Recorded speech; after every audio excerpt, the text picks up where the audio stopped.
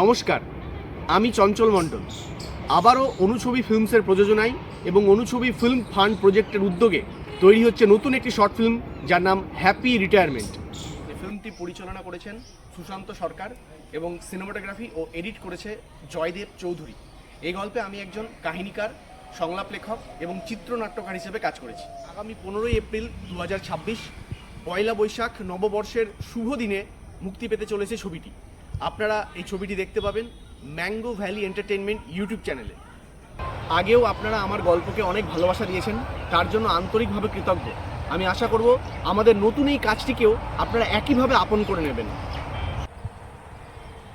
অবশ্যই দেখবেন এবং আপনাদের মূল্যবান মতামত জানাতে ভুলবেন না।